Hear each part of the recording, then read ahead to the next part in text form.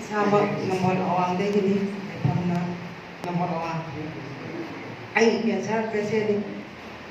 third stage na doctor Toisana ngona haibire.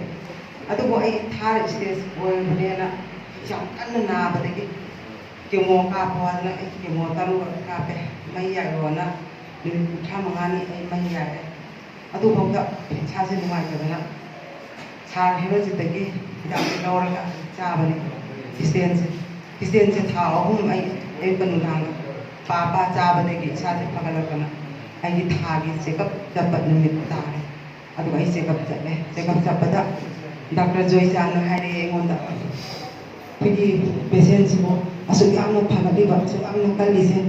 hidak chan kamai taw kai lang ai samai taw tuna koi degi saram mana dak ke bija badagi ai samai taw na phagaki bani adu ndang gi manaba stage mama nai se nang dong kan ba nang dong phagat ba ama yaw de nang se thar stage ne na loina bu lai ra bani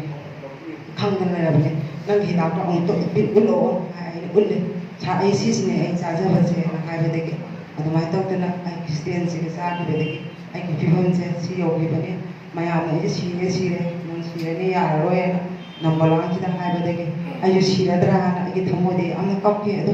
ai kapasu kap na ai kita di ai cha ke yeng ke ha da ai yeng de ke ai samai taw si phibon se ai yo gi bani ai si ha ri bu sin da ke ai